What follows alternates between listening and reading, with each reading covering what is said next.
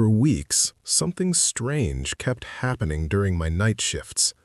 I work overnight at a fast food restaurant just outside town.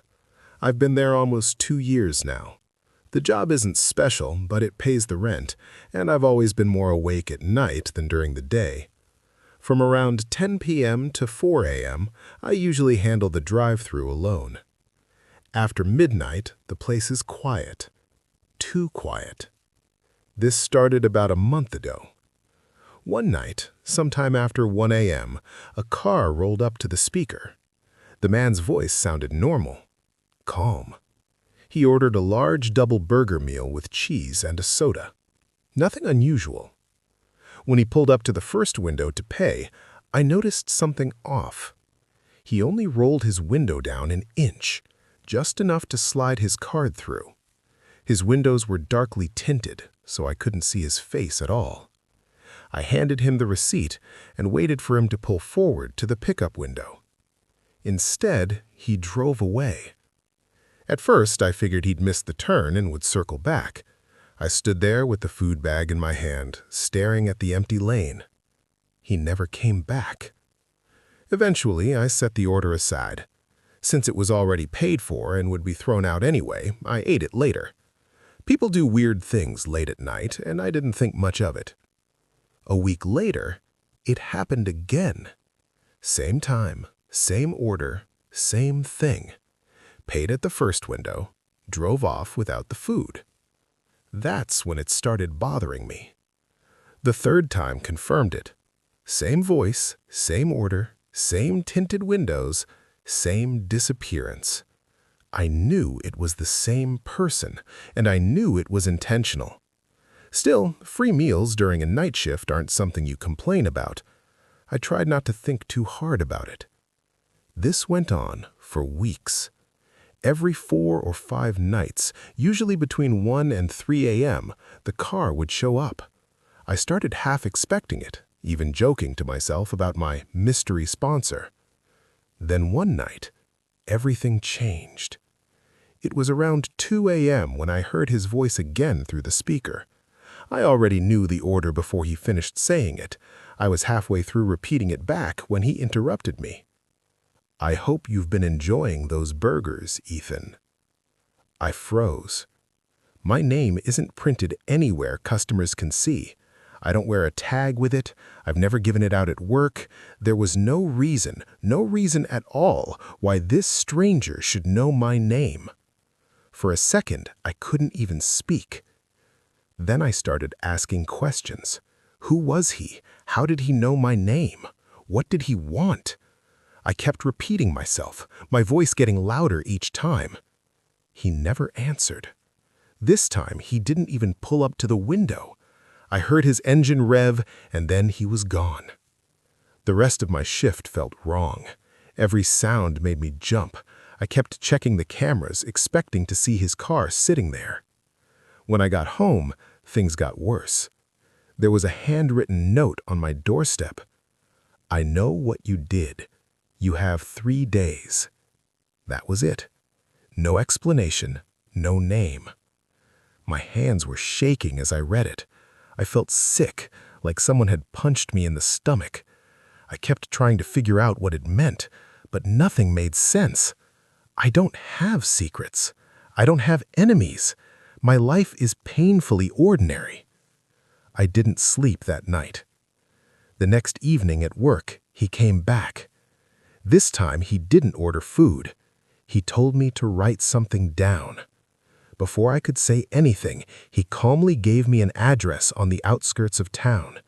Then he said I had 2 days to bring him $10,000. Then he drove off. At first, I laughed. It sounded ridiculous, impossible. But the fear hit as soon as I was alone again. I didn't call the police. I convinced myself it had to be a prank or some kind of scam. I ignored it. 3 nights later, a rock came through my living room window. That's when I finally called the police. They took a report, checked the address, and told me to stay alert. That was 3 days ago. I've been calling in sick to work, but it doesn't matter. He already knows where I live. I don't know why he chose me. I just know this isn't over. I graduated college about 8 months ago and still haven't found a real job. Until I do, I drive rideshare and food delivery. Most of my driving happens on weekend nights, usually from 9 p.m. until 2 or 3 in the morning. This happened a few weeks ago on a Saturday. It was around 1:30 a.m., and I was about to shut the app off when one last ride request came in. The pickup was downtown. The drop-off, though, made me hesitate. It was far, past the suburbs, deep into an area I didn't recognize. I almost declined it, but the fare was too good. The passenger was a young woman. Normal, quiet. Nothing about her seemed strange. The drive took about 40 minutes. When I dropped her off, I realized how isolated the area was. No streetlights, no houses, just trees and empty road. About 10 minutes into my drive back, I saw a car stopped ahead with its hazard lights on. 2 people were standing in front of it, waving.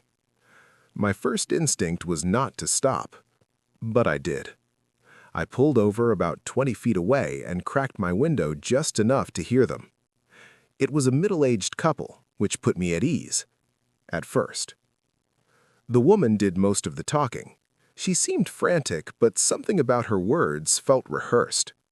She warned me that a bridge up ahead had collapsed earlier that day and said they had almost driven straight into the river. She pointed down the road into the darkness. I asked what I was supposed to do instead. The husband said there was a dirt turnoff farther down, a narrow road through the woods that would reconnect me to the highway. I thanked them and drove on. Almost immediately, something felt wrong. I don't know why, but I trusted my gut and kept going. A mile later, I saw the dirt road. It disappeared straight into the trees. I slowed down, but kept driving.